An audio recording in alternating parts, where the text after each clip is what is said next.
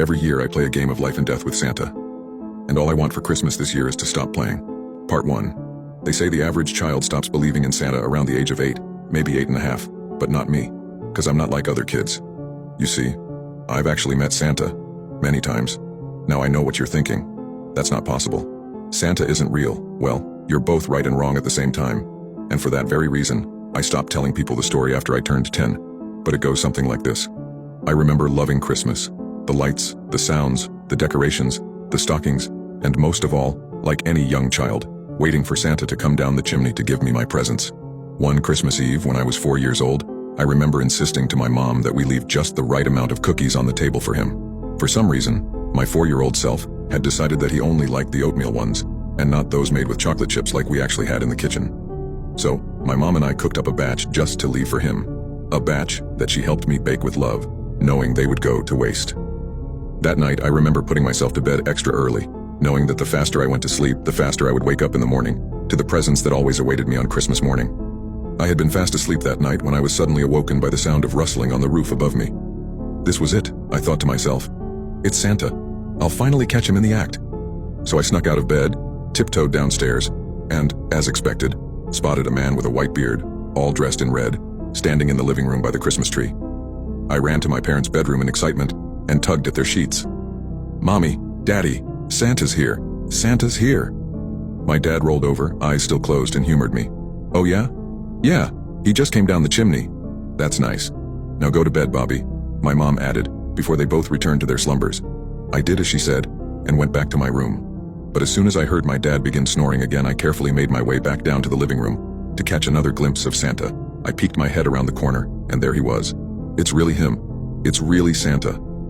I kept staring at him, not wanting to miss a moment of his visit. When he finally noticed me, he seemed puzzled for a moment before he waved me over. Hi, Sant. I began to excitedly call him by name, but he quickly placed one finger over his mouth. Shh, Bobby, he whispered, before picking up one of the cookies we had left on a plate for him, dipping it in the glass of milk beside it, and taking a bite. Eventually, he reached into a large green velvet bag, which was filled to the brim with packages, and removed one. He then proceeded to place the wrapped box on a rocking chair beside him and patted the seat, gesturing for me to join him. Who was I to disobey Santa? I thought to myself as I ran over to the chair, picked up the package, hopped onto the seat and opened the gift in a scurry. I muttered as I unwrapped it and removed it from its packaging. It was a humble wooden box with a surface like a chessboard, containing several small pieces, each resembling festive objects like a reindeer, a candy cane, a snowman, and a Christmas tree. It's a game, Santa said with a smile before explaining the rules. Reindeer beats candy cane beats snowman beats the Christmas tree, and the Christmas tree beats reindeer. We played the game for hours, and as the night went on, I gradually learned how to play. That first year he let me win. I know that for sure. After the third game that night he smiled and told me I was good at the game. He then tipped his red cap, stood up, and let himself out the front door. As soon as my parents woke up the next morning, I rushed to tell them everything that had happened. But they laughed off my story, likely dismissing it as a child's fantasy, and we went about our Christmas Day traditions, just as we always had. Looking back on it from a kid's perspective, there was nothing unusual about it at all. I was just playing a game with Santa, and so, I couldn't have been more excited when he returned a year later, with the same game. We played it again, and I won again, which Santa seemed to be impressed by, laughing aloud as he scarfed down his cookies. It wasn't until the third year where things changed. That year, I was once again excited to play the now annual game with Santa. And just as he always did, he reached into his bag. But this time, he pulled out a different game. Not unlike the first, but this board was larger, with more pieces, and far more complex. Okay, Bobby, now that you're old enough, we're going to play for real. Every year, I play a game of life and death with Santa. And all I want for Christmas this year is to stop playing. Part 2. He reached into his bag, but this time, he pulled out a different game. Not unlike the first, but this board was larger, with more pieces, and far more complex. Okay, Bobby, now that you're old enough, we're going to play for real. I wasn't sure what he was getting at, but I agreed to play anyway. He explained the new rules, which were a bit more difficult to follow, and we began to play. And this time, Santa won. Letting out a soft chuckle, he removed 2 items from his pocket, a piece of charcoal and a scroll. He then unrolled the paper, revealing the words, "Naughty List." Below them was a list of names. He then proceeded to take the piece of charcoal and scratch it across the first name on the list until it was completely crossed out. And then, he simply left, just as he always did, through the front door. Truth be told, I didn't think much of it at the time. Or the next year. Or the one after that. And every year that he won, he would do as he always did, and scratch a name off the naughty list. Now, around this time, it just so happened that in my town, there came to be known something that the locals referred to as the Christmas murders. For 3 years in a row, 3 people had died on Christmas. We all knew their names well: Daniel Jones, Sarah Anderson, and Michael Taylor. By now, I was just old enough to be suspicious of the correlation, so the next year when Santa came around again, I paid careful attention to the first name on the list and memorized it before Santa crossed it out: David Miller. And sure enough, the next day the headline of our newspaper read, "Christmas, Slayer strikes again. This year, David Miller." That's when I realized that every time I lost the game to Santa, an innocent person died. That's when I realized that this was not Santa. This was someone else. After that, I stopped looking forward to his visit. I tried everything, locking myself in my room, hiding in the attic, even running outside. But every year, Santa found me. Every year we played the game, and every year that I lost, someone died. But last year was different. Last year, I refused to play the game. "But you have to, Bobby," Santa insisted. "Or what?" I shot back. "Well, let's see who's on the list this year," he said as he removed the paper from his pocket, unrolled it, and lowered his glasses. "Ah, yes. Just as I thought." He pointed to the first name on the list. It was mine. "I don't want to," I cried out, as I began to walk away. "If you don't play, then you get scratched off the naughty list, Bobby. And what do you think happens then?" "Who the fuck are you?" I shouted. "I want to know. Now." He belted out a laugh just as Santa always did in all of those children's Christmas stories and movies, with his eyes closed and holding his belly, seemingly charmed by my reaction. "You know me, Bobby. I'm Santa. Get the fuck out. I'm calling the cops." "Then you forfeit," he said, menacingly, as he removed the piece of coal from his pocket and was about to scratch off my name. "Wait," I called out as I stopped at the door and turned back to him. "All right, fine," I said, defeated, agreeing to play the game. And so, sitting there, across from Santa and looking down at the wooden pieces, I began to think about everything he had ever taught me about the game, starting at the beginning. Reindeer beats candy cane beats snowman, snowman beats the Christmas tree, and the Christmas tree beats reindeer. But he was good at the game, too good, and nearly lured me into a false move. But this year I was playing more carefully. I thought about every possible move, what his maneuver might be in return, and how I could counter. Somehow I got the feeling that I was about to make the exact move that Santa wanted me to make, but I was resilient. No matter what, this year, I had to win. And so I did. "Christmas tree beats reindeer," I said defiantly, as I moved my Christmas tree piece forward, knocking his reindeer to the board. "Good job, Bobby," Santa congratulated me with a smile before standing up and walking away. "Maybe next year I won't go so easy on you," he said before walking out the door, just as he always had. That was last Christmas. Coincidentally, the first year our town didn't see a Christmas murder. And since then, I haven't been able to stop thinking about it. Who is he? Why does he make me play the game? Is he doing this to anyone else? And will it ever stop? To this day, I still don't know the answers. But what I do know is, Christmas is now just 6 days away. And all I want for Christmas this year is to stop playing the game. When I googled my name, I found videos of me playing with myself without my consent. I like to Google myself sometimes. I have a very unique full name, and as far as I know, I'm the only one stuck with it in the world. Sometimes I use Google to check if my email pops up on the spam sites. Sometimes I do it to look at the old articles that mentioned me in sports competitions.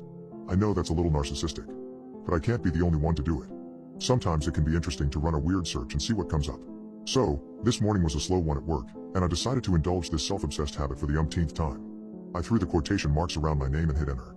The results included the usual social media. My LinkedIn and Facebook pages populated the first 2 slots. An Amazon account with my wedding registry showed up third. But below that, displayed as an ordinary social media profile, was the website mylife.com. Some of you may already be familiar with My Life. It is basically the stalker's national anthem for any and all information relevant to an individual's life.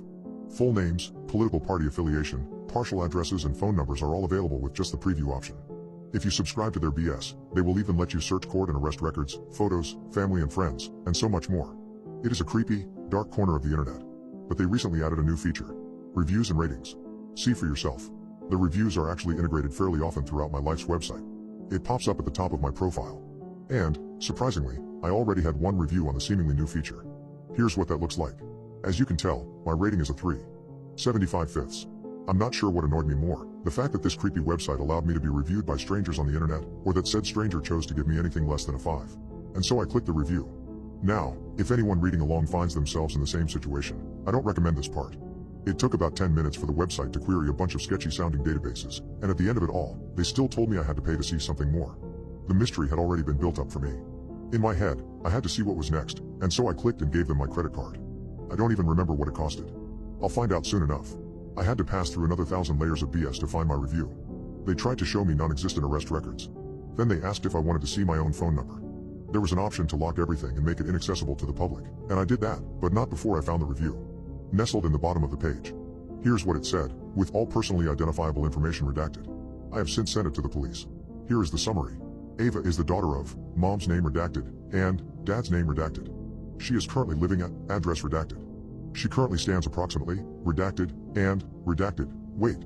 She attended college at, redacted, university where she double majored in, redacted study. Active on all social media platforms, including LinkedIn, Facebook, Twitter, Reddit, Instagram. But I noticed something. There was a note at the end, the one that sent chills down my spine, the one that made me involve the police.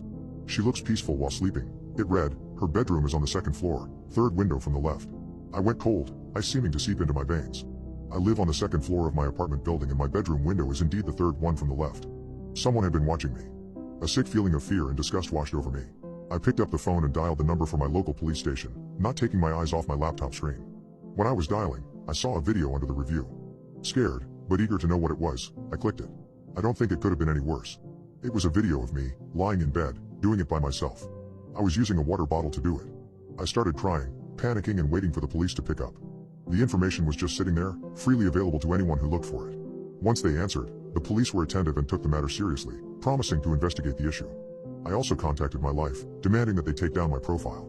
I later found out more video links under my review, ones I hadn't dared click before, were a collection of short clips taken from what seemed to be across the street of my apartment. They showed me in the living room, me in my bedroom, me in the kitchen. Thankfully, all were taken through closed windows and from a considerable distance, not as bad as that one video. But, they were still creepy and violated my privacy in ways I never imagined. The police launched an investigation and managed to trace the IP address of the reviewer. It turned out to be a man in his late 40s who lived in the same building across the street from mine. He was charged with stalking, invasion of privacy, and harassment. I moved away from my old apartment to somewhere safer, made sure all my online footprints were as private as possible, and regularly checked on my digital presence. In retrospect, I wish I had taken my online privacy more seriously. I wish I hadn't clicked on that review, or better yet, I wish that review hadn't existed. But it did. It served as a wake-up call for me and hopefully, for anyone reading this, a reminder to guard your online presence zealously. In this digital age, you never know who's watching. I'm a teacher and I think one of my students is not alive. I'm a math teacher in a small-town high school. Among my students there was one unusual boy named Tommy. He was quiet, never spoke, and didn't mingle with other students. Yet he always scored perfect in all tests. One day, out of curiosity, I tried to engage Tommy in a chat, but he quickly walked away without saying a word. He had a certain coldness about him, which was quite off-putting. I decided to get in touch with his parents. However, the school records had no contact information for them. I found it strange but shrugged it off as a clerical error. Cryptic aura around Tommy piqued my curiosity. I tried asking around town about him. Everyone's answer was surprisingly the same. No one knew him or his family. One day, at a local diner, old Martha, an aging, longtime resident known for her sharp memory, overheard me talking about Tommy. She beckoned me over, a worried expression on her face. She claimed that there was a Tommy fitting my description who used to live in town, but he had died in a car crash 15 years ago. My blood ran cold, and everything around me began to spin. Was it possible that my student was a ghost? I returned to school the next day with a lump of fear in my throat. I kept my distance from Tommy, who appeared normal as ever, acing his math test. Somehow, this normalcy sent shivers down my spine. I started digging through the old school records, which were in a chaotic state. After days of searching, I found what I was looking for, a yearbook from 15 years ago. There was Tommy, looking identical. The caption under his picture read, "In loving memory of Tommy, who left us too soon." I was scared but decided to confront Tommy. After the class I asked him to stay back. He didn't move or speak. He was just there, standing, looking at me with blank eyes. I asked if he had died 15 years ago. Tommy smiled a sad, chilling smile and said, "Yes, but I had never been good at math. I wanted to learn it properly." Frightened and speechless, I saw him walk out of the room, disappearing into the crowd of students in the hallway. He never came to my class after that day. I told my story to a few colleagues. Some thought I was joking. Others believed I was hallucinating. But old Martha believed me. We decided to hold a small memorial for Tommy by the tree on the school grounds. It was our way of telling him it was okay to move on. Since then, I've never encountered anything supernatural, but Tommy's incident etched a lasting impression on me. On silent nights, when I'm all alone, grading papers, I can still feel a cold breeze and see a faint reflection of a boy smiling at me from the empty desks. The experience was a grim reminder that not all our students carry the weight of their backpacks. Some of them carry the weight of their souls, caught between worlds, unready for the adventure ahead. We were locked in our classroom for days. I now know the horrifying truth about human nature. Day 1. We had just opened our textbooks to chapter 8 when the alarms blared overhead. A red strobing light spun by the door as metal slats slid down the wall to seal us in. The others started to stir and panic at their desks. Now. Class, I'm sure everything is fine. Probably just a drill. Mr. Jonas held up his hands in an attempt to soothe the crowd. Just as he was about to open his mouth, Evie came over the intercom. Level 3 contagion located in the south quadrant of campus. Lockdown protocol is now in effect. Isolation protocol is now in effect. Oh no. The teacher suddenly looked pale and a little panicked himself. Day 3. I slid my rook across the tiled chessboard to overtake Patricia's bishop. She stuck out her tongue in defiance as I removed it from the board. I smirked and then shoved another saltine cracker in my mouth. Mr. Jonas said we shouldn't be in here much longer. It was probably just taking the CDC a while to quarantine and eradicate the contagion. He said it must be a pretty nasty virus if they are keeping us locked in our classrooms. We have enough snacks for another day or so. It's been difficult to ration properly when all you have are crackers, candy, and canned spray cheese. Overall, though, we were keeping our hopes up, which was all we could really do. Staying positive, for now. Day 5. The room was starting to smell foul. We designated some buckets in the corner as the bathrooms and they were about half full and beyond putrid. We ran out of food last night. My stomach rumbled with hunger, but I did my best to ignore it. I didn't feel like playing chess or reading anymore. Instead, I just napped at my desk as much as possible to pass the time. I was hoping at any moment I'd be awoken to the doors opening so that I could go home. I missed my parents. Mr. Jonas was losing his composure too. He'd been pretty put together up to this point and ensuring we were all calm. But his eyes looked a little wild now, and he kept pacing the room talking to himself. A few times I heard him cursing under his breath and then reciting prayers. I really hope we get out of here soon. Day 8. Bang, bang, bang. A pounding sound coming from the other side of the classroom pulled me from my dreams. Bang, bang, bang. I stayed still to appear asleep but cracked my eyes just enough to watch as the biology teacher smashed a chair against the steel door over and over again. Bang, bang, bang. He was really losing it. Let us out of here. Mr. Jonas screamed as he tossed the chair to the side. I cannot do that, sir. A level 3 contagion has been detected. I have sealed off the affected area, but you must stay isolated for your safety. The robotic voice hummed over the speakers. He screeched profanities at the camera in the corner of the ceiling. Some of the other boys were becoming aggressive as well. There had been some fights the last couple of mornings. Also, some hands going where they shouldn't be going, back behind the fake plants and lab equipment. It seemed as if we were slowly devolving. Becoming an enclosure of chimpanzees, like one you'd see at the zoo but only hungrier. We needed out, or something terrible was going to happen. Day 10. We'd been on a diet of tap water for the past 5 days. I felt dizzy every time I stood from my desk. The room would spin and I'd almost black out. I kept my footing by sheer force of willpower. I had this irrational fear that if I passed out, I'd be eaten by my classmates, like a pack of hyenas on a gazelle, feasting on my intestines as they spilled across the tiled floor. It sounded crazy if I said it out loud, but when I looked around the room and saw all the hungry faces, I didn't think the idea was too far-fetched after all. Mr. Jonas hasn't said a word in over 12 hours. He's just been sitting at his desk, carving something into the surface of it with an X-Acto knife. For the first time today, I had the thought that maybe we weren't going to make it out of this. Maybe we were all going to die in this classroom. I hung my head and cried. Day 13. Mr. Jonas. Mr. Jonas, stop, Micah cried. Don't you see? We have to do this, we need food. It's survival 101. When the pack is suffering and food is scarce, they turn on their weakest member. It's simple biology. Survival of the fittest.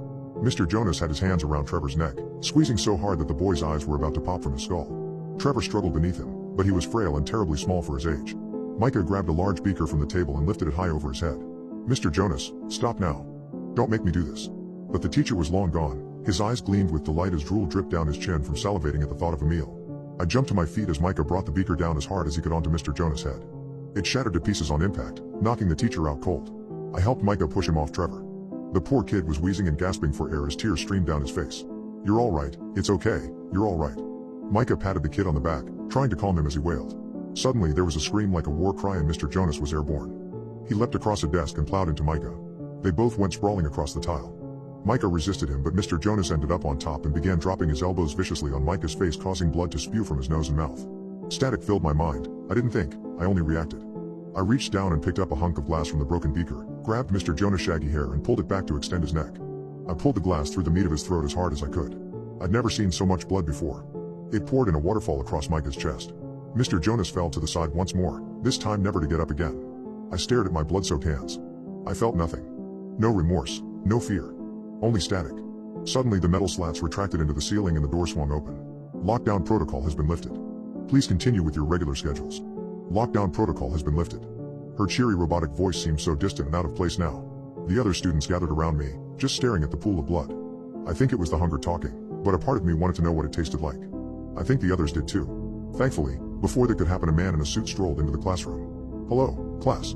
His perfect teeth gleamed under the LEDs. Before we could say anything, a team of adults in overalls poured into the room. Some began taking pictures of everything. Others started cleaning up Mr. Jonas. One man with gray hair dropped a large box on the teacher's desk and opened it. He then started throwing fresh fruit and granola bars to each of the students. We devoured everything he gave us. I started to feel more like myself after 2 bananas and 4 granola bars. They tasted like heaven, a sweet salvation. The first man with the nice teeth and the expensive suit waited until we were all done before he addressed us again. "I know it's been a long 13 days, guys. I appreciate you all hanging in there. I've alerted each of your parents that you've been cleared to go home." The classroom erupted in cheers as we all hugged each other. Even Micah, covered in gore, danced around excitedly. "You'll all be able to go home soon, but first I just need to do a little debrief with each of you before you go. I'm going to set up in the counselor's office, and Mr. Moses here is going to bring you down one by one to give your account on what happened here during isolation." We all nodded our heads in agreement. Anything to get out of here. Mr. Moses, the man with the gray hair and the snacks, took us down one by one, and we spilled our guts to the man with the nice teeth. When I gave my story on what it was like, I still felt numb. Even when describing how I'd killed Mr. Jonas, I just felt nothing. It wasn't until I'd gotten home that evening that I'd broken down and wept. Once I was in my mother's arms, I cried and cried until I couldn't anymore. Then I ate more food than I ever had. I shoveled pasta down my throat until I thought my stomach would burst. It was a good feeling. To be full. To be human again. Years later, while I was at university, a whistleblower had leaked that what we'd endured at the school was a government cover-up for a top-secret experiment. There had been no virus, no contagion. It began as an experiment to test the artificial intelligence system they had at the school. But then it morphed into a social experiment to see how long we would last before someone was murdered or severely harmed. To test the boundaries of civility and moral character under immense pressure. Just in case there was a real issue with the code in the AI and this scenario became a reality elsewhere. When I'd killed Mr. Jonas, it had ended the experiment. The news had made me sick to my stomach. I was angry and disgusted for weeks. I was okay with it now though. You see, Trevor may have been small, the weakest member of the Pride perhaps, but he was also a genius. With his hacking expertise, we were able to locate Mr. Nice Teeth and Mr. Moses. It's been 6 days so far, and every time they scream and hit the door with a chair, I just can't help but smile. It's a little experiment a few of us are conducting. It'll end when someone is murdered or severely injured. Maybe.